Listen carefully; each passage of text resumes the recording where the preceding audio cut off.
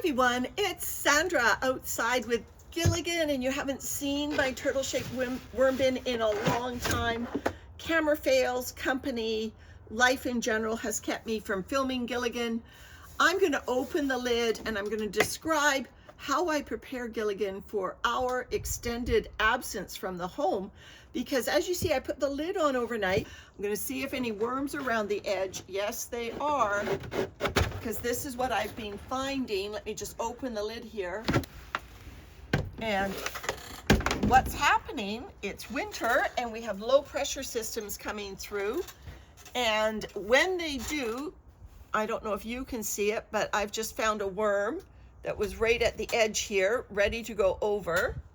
Sometimes I find worms all along this perimeter edge, not in huge number, but in enough, and there's one over there that I have to go save, in enough number that if Landon and I go away for an extended absence, oh, here's one that went over the lip. I'm worried that enough worms could escape to really reduce the number in Gilligan. So just so you know, under Gilligan, he's up on these shelves, I have a double layer of cardboard. And so any worms that do escape are going to have lovely corrugated cardboard. So I know that they will live quite happily, because that cardboard also has exposure to the seed heating mat. So they will be warm and they will be happy. All right, so as you can see, I threw in a pumpkin into Gilligan. So one of the things I'm going to do for my extended absence preparations is I'm going to remove anything that might create a fermentation problem while I am gone. And certainly this pumpkin is high on my list. So let's just look to see how Gilligan's worms are doing with the pumpkin. You can see a little pile of them right there under the pumpkin. And I would imagine, I can see some on the outside of the pumpkin. The leaves that I shoveled into the pumpkin also have lots of worms in them. So I am taking out this carbon matter that I put in the pumpkin, hopefully scraping out a lot of the worms with. Now pumpkin is mostly moisture, but that moisture carries with it a lot of sugars. And so that sugar is what is going to cause a problem as this pumpkin continues to break down. So there we go. There's most of the carbon off it. You see the lovely mold there. Pumpkin was molding. To remove that pumpkin and put it in a conventional compost somewhere that any worms that are still in this pumpkin flesh will be just fine, but it won't be inside my enclosed worm bin while I am not home to oversee their care. There we go. Taken most of the pumpkin out. Sorry, Gilligan. Oops. And if I wanted to, I could put that into my garden worm tower. Here's a hot pad that I retired because it was in bad shape. So that's just cotton. That's not going to cause a problem. Things I'm going to do to prepare this bin, I'm going to give it a stir, which normally I don't stir all the way down to Gilligan, but as you can see, I haven't been feeding Gilligan a lot this year for a couple reasons. We want to be able to do a quick harvest when we sell our home and move these worms and their vermicompost, whether it's finished or just in progress. We want to be able to move them, so I don't want it to have a lot of bedding bulk. But also, like I said, we've been distracted and busy, so haven't been in here to take care of Gilligan's worms. This is the thermostatic probe that keeps Gilligan's worms nice and warm. I keep the temperature on the bottom of the bin set to about 60 degrees Fahrenheit or about 15 degrees Celsius. And so I imagine if I just touch the bedding, yeah, It just feels, for an outdoor bin, this just feels not quite room temperature, but certainly doesn't have the chill that you might expect with touching outdoor material. The worms are doing just great. You can see them dispersed all through here. So you see that Gilligan's worms are breaking down the matter just fine. Fermenting food has a gas that it emits, and it's methane. And when you have a closed bin like this, even though there are air holes in Gilligan's lid, if there was too much fermenting going on, the methane gas would build up and it would kill the worms. So pumpkin is a huge emitter of methane as it decomposes.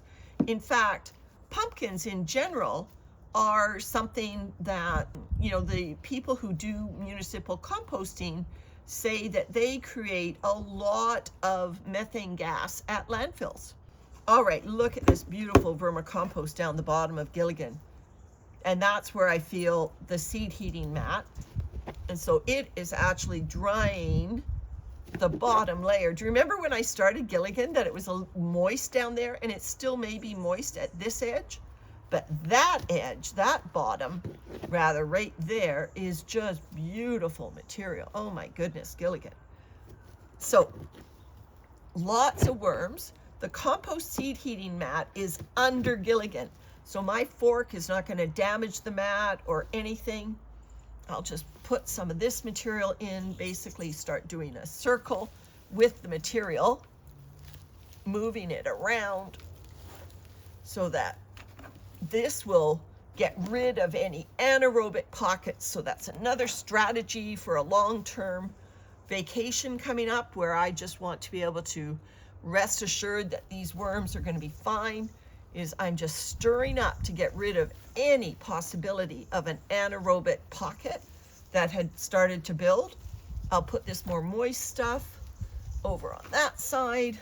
What would create a fermentation problem is a mass quantity of foodstuffs, higher nitrogen foodstuffs, that the worms would not be able to get into quickly enough before that mass goes anaerobic and ferments. And the fermenting, like I said, causes the methane gas production and potentially would kill the worms.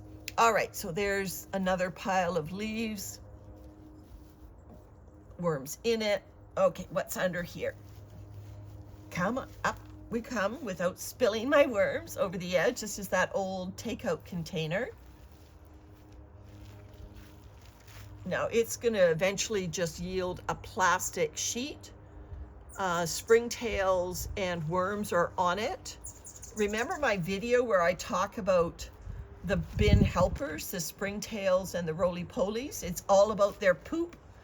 As springtails and roly-polies crawl around your bin, they are eating the harder to eat pieces of carbon, and they poop it out, and then the worms eat their poop, and the microbes are enhanced by the action of the bin critters. So it's not just the chewing action of their teeth that helps out, it's actually the poop that they deposit as they crawl around. All right, so I don't see any pockets of food.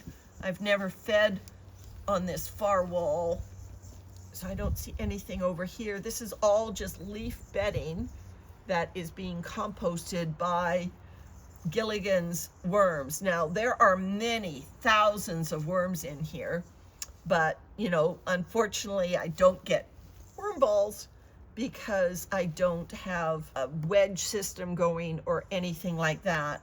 The worms are just scattered throughout this worm bin. All right, I just have one more edge to push over. It's right here. Before we call this fluffing to a finish. Okay, there we go. Just want to make sure, like I said, no anaerobic pockets. And they can happen just because maybe there's water at a standstill on the bottom, and this was the edge that when I first started the bin, that we saw water piling up.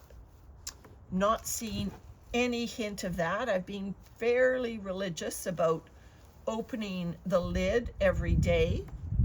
Here's a little pocket of something that we threw in. That looks like an onion peel with some avocado on it.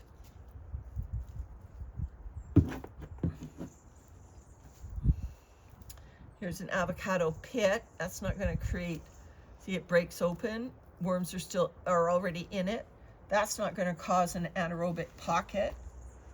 I can put this cardboard down there. So to prepare this bin for going away, I also don't want the worms to feel like they're on a diet. Now they have lots of leaves. I considered going to get manure, but I was too late. I would have had to test the manure to make sure that it is suitable for the worms. I always follow Samantha from Mimi's Worms example that you put a little bit of manure in a test container and put 25 worms in it. The worms are still alive in a week. You know that the manure is safe, but I also would want to test it for aminopyralids. I'll put the video in the description of how I test for aminopyralids. And like I said, I got busy and I was not able to do that. But if you have the time to test manure, that is a great strategy for going away. Manure has a perfect carbon to nitrogen ratio, so it's not going to create excessive nitrogen in your bin. The worms are going to be delightfully happy. Another name for these red wigglers is manure worms. So they would be delightfully happy with manure, but unfortunately, I was not able to do it. But if you are thinking about leaving, especially an outdoor bin for a prolonged period, giving manure would be a way to go. All right, so I fluffed the whole bin. I broke up any clumps of anything that I did find. I've probably annoyed these beautiful worms enough. Look at this material, Gilligan, you're doing such a great job. I actually think this has worked out just fine, that I've been a little bit busy and distracted because I've not overfed Gilligan, and the material that he's been given is being worked on to completion much faster as a result. I'll just bury up these avocado shells, and I think that's a pit. And it's breaking apart. That's what an avocado pit looks like inside. And that is food. The worms will eat it. Again, it's dense, but I've broken it apart and I'll break it even more. And so it's not going to cause a fermentation problem. All right, so what I'm going to do to prepare Gilligan for my absence is I'm going to give him first some eggshell powder all over. Now, eggshell powder is a source of grit, but it's also a source of calcium. And calcium is important for these little guys as a pH buffer. And so if I've neglected any bit of this bin and there is a buildup of acidic conditions that I didn't realize, the calcium is going to help address that. And the worms love it. We don't rinse our eggshells, so they have a little bit of the albumin still on the eggshell. They have a little bit of the egg protein still on them. And so the worms will come up and eat that, and they will distribute it all around the bin and lower the pH of the bin slightly. Keep it from going too acidic. Here we go.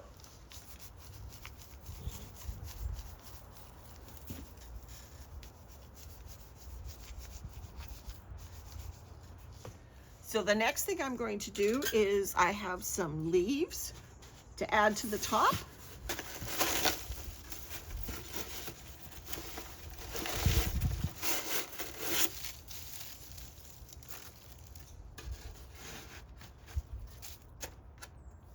There we go. A lot of needles, but Gilligan's used to needles. And I actually have some more moist leaves to put on top of that.